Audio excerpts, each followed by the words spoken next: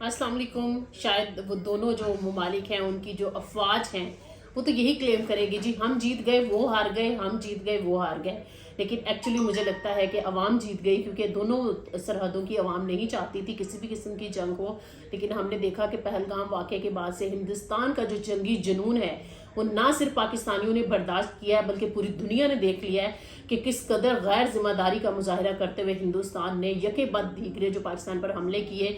ظاہر ہے پاکستان میں بھی نقصان ہوا، لیکن جب جوابی وار آیا تو پھر برداشت نہیں ہوا اور پھر جلدی سے وہ کہتے ہیں نا کہ رابطہ کر لیا امریکہ سے. اور جو کہ امریکی صحافی نک رابرٹسن وہ بھی کہہ رہے ہیں کہ ہندوستان نے رابطہ کیا وزیر خارجہ سے امریکہ کے، اور پھر سیز فائر کی بات ہوئی جس میں ترکیہ سعودی عربیہ شامل ہوئے اور پھر میڈیشن ہوئی، جس کے بعد صدر ٹرمپ نے بھی ٹویٹ کر دیا، اسحاق ڈار نے، اور تمام تر ڈیولپمنٹ ہمارے سامنے آ گئی کہ 4:30 جو ہے وہ سیز فائر ہو گیا.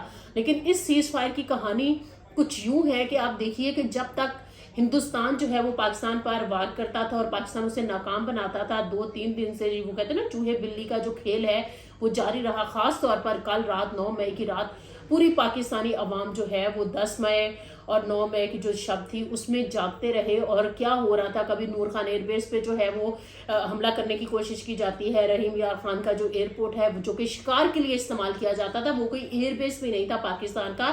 وہاں پر جو تصاویر ہم نے دیکھی ہیں ہمارے جو دوست ممالک ہیں وہاں کے لوگوں کی، اور مطلب اس ایئرپورٹ کا وہ مقصد نہیں تھا. تو ہندوستان نے ارادتاً شہری علاقوں کو نشانہ بنایا، شہریوں کو نشانہ بنایا، مذہبی مقامات کو نشانہ بنایا. اور اگر پاکستان بھی اس غیر ذمہ داری کا مظاہرہ کرتا اور ہندوستان کے مندروں پر اٹیک کرتا تو پھر کیا ہوتا؟ یہ اتنا بڑا سوال ہے جس کا کوئی جواب نہیں دے سکتا. کیونکہ اگر پاکستان کے مدرسے اور مسجد سے اگر آپ کو ڈر لگ رہا ہے تو میرے خیال میں آپ اپنا کوئی ذہنی معائنہ کروائیے، پہلی بات. دوسری بات یہ ہے کہ ظاہر ہے پاکستان اور ہندوستان کے مسائل اتنے گمبھیر ہیں دونوں ممالک کے، اور جس طرح سے ہم نے دیکھا ہے کہ اتنی ایٹمی طاقت ہے. آپ امریکہ کو کہتے ہیں جا کے ہندوستان ایٹمی طاقت ہے، پھر امریکہ کو کہتے ہیں جا کر جی ہماری صلح کرا دیں جس طرح سے میزائلوں کی ہم پر بارش کی گئی ہے. اور ہم نے دیکھا کہ ISPR کی لمحہ بلمحہ جو بریفنگز ہیں وہ آ رہی تھی، وہ اپڈیٹ کر رہے تھے. ہم پاکستان ایسکلیشن نہیں چاہتا تھا، ہم شروع سے ڈی ایسکلیشن کی بات کر بھی رہے تھے اور پاکستان بھی چاہ رہا تھا. لیکن پھر ایٹ دی اینڈ ہوا کیا، پاکستان نے شاید ثابت بھی کر دیا کہ جس طرح سے اتنا ایک ادھم مچا رکھا تھا اور وہ پھر سامنے نتائج آئے تو پھر ہندوستان کو سمجھ آیا کہ یہ تو ہم غلط کر بیٹھے ہیں. ابھی بھی 12 مئی تک جو سیز فائر ہوا ہے، نیوٹرل وینیو پہ بات چیت ہوگی. ڈیٹیلز امریکی صحافی نے دے دیا ہے. ہندوستان میڈیا جتنا مرضی جھوٹ بولتا رہے، چاہے عارف گوریا ہے یا گوسوامی ہے، ان میں سے بندہ کس کا نام لے، کیونکہ وہ سارے ایک جیسے ہیں، وہ سبھی متاثر ہیں RSS سے. ہم تو برکھا دت کا جرنلزم کی تعریف کر رہے تھے، لیکن برکھا دت نے بھی مایوس کیا 2025 کی جنگ، جو کہ پاکستان اخلاقی، سفارتی اور سرحدی اور جتنے بھی محاذ ہیں نا، چاہے وہ فضائیہ کا، ہر محاذ پر پاکستان کی فتح اس سینس میں ہوئی ہے کہ پاکستان نے جھوٹ نہیں بولے، پاکستان نے کوئی نفرت نہیں پھیلائی، پاکستان نے مذہبی مقامات پر حملہ نہیں کیا. پھر ظاہر ہے جب پاکستان نے ریٹیلیٹ کرنا تھا اٹیک کرنے کے لیے، تو جس طرح سے ان کی ایئر بیسز کو، پاکستان کی ایئر بیسز کو نشانہ بنایا گیا، تو پاکستان نے بھی بنایا. بہت سارے ایسے صحافی تھے ہندوستان کے جنہوں نے اپنے ٹویٹس ڈیلیٹ بھی کر دیے، لیکن برکھا دت نے پھر بھی ٹویٹس اور اپنی خبریں جو کہ فیک خبریں تھیں، ان کو لگ رہا تھا، ان کو جو انسٹرکشنز آئی تھی جو کہ رات فیل ہو چکی ہے، ان کی بدنامِ زمانہ جو ان کی ایجنسی ہے اسپائنگ، تو برکھا نے ابھی تک وہ ٹویٹس جو ہیں وہ سارے ڈیلیٹ نہیں کیے، معذرت نہیں کی ہے. تو rest in peace Indian journalism, Indian T V channels, Indian journalist, وہ سب نظر آ گیا کہ وہاں پر سچ کی کوئی آواز نہیں ہے. آپ دیکھیں اگر دور جدید میں ہندوستان میں یہ سب کچھ ہو رہا ہے تو آپ سوچیں سال ہر سال پہلے کی کہانیاں اور قصے اور 1947 کی سٹوری، اور پھر ہم جو وہاں پہ رول رہا ہے مغلوں کا، وہ ساری چیزیں دیکھیں تو پھر ہمیں نظر آئے گا کہ کتنی مس انفارمیشن، میل انفارمیشن، ڈس انفارمیشن جو ہے اس خطے میں پائی گئی اور ہمیں ورثے میں وہ ملی. تو میرے خیال میں ان ساری چیزوں کو کریکٹ کرنے کی ضرورت ہے. اس دفعہ بھی ہم نے دیکھا ہے کہ پہلی دفعہ دہلی تک میزائل گئے ہیں پاکستان کے. پہلے ہوتا تھا کہ شاید بارڈرز پر یا پھر کشمیر کی سائڈ پر یا کچھ سیکٹرز پر لڑائی ہوا کرتی تھی، لیکن شاید ہندوستان کو بھی سمجھ آ گئی ہے.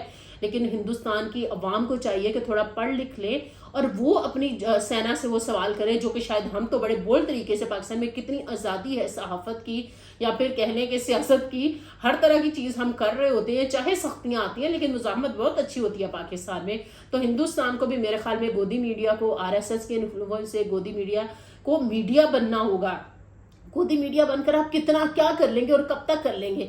मुझे तो बहुत अफसोस हुआ। अगेन मैं कहूंगी कि आप बरखा दत्त ने भी दोबारा मेन स्ट्रीम में वापस आने के लिए ये सारी स्टोरीज जो है वो ट्वीट की हैं, प्लांट की हैं, और फिर उन्होंने माजरत नहीं की है। क्या वाकई मोदी गवर्नमेंट जो है उनको वापस ले आएगी, उनको नौकरी मिल जाएगी, होगा क्या? चले देखते हैं। खैर, आपने जो वेस्टेड इंटरेस्ट हुआ करते हैं उसके तहत बहुत सारे लोग बहुत कुछ किया करते हैं, और दुनिया में ये सिर्फ इंडिया नहीं है, बहुत सारे ममालिक में ऐसा होता है एनीवेज। लेकिन इसमें जो सबसे ज्यादा नुकसान हुआ है वो हिंदुस्तान की आवाम का नुकसान हुआ है। उनको बहलाया फुसलाया गया जी, रफाल आया है और हमने जी नारियल फोड़े हैं, और फिर जब हमने वो उनको जंग में भेजा तो वो पाकिस्तान ने फोड़े।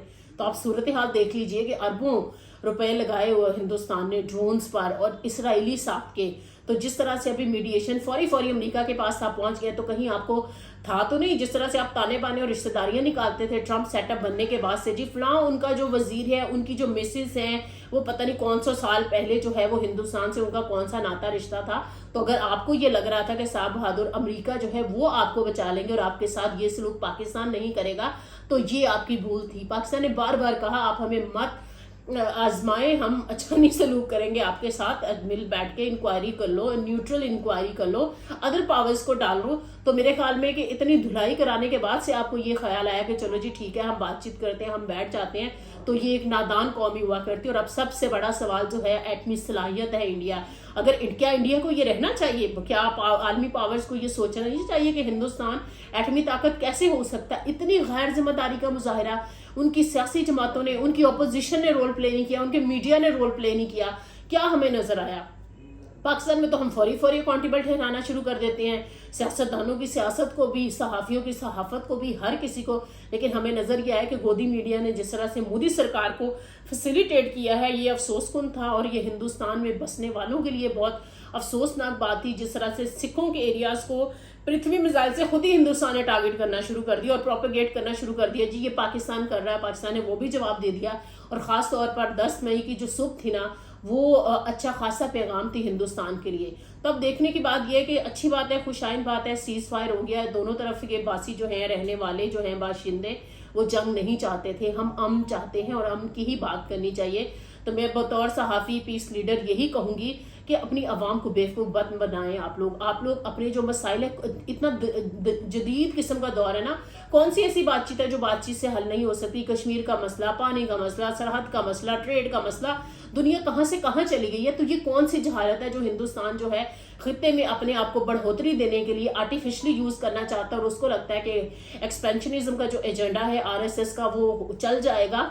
वो बिल्कुल नहीं चलेगा। पाकिस्तान की फौज ने एक धाक बना दी है इस खत्ते में, और पाकिस्तान जो है, हम सी पैक को गेम चेंजर कहा करते थे, पाकिस्तान की फौज ने पाकिस्तान को बतौर गेम चेंजर और फेट चेंजर इस खत्ते का बनाकर साबित कर दिया है।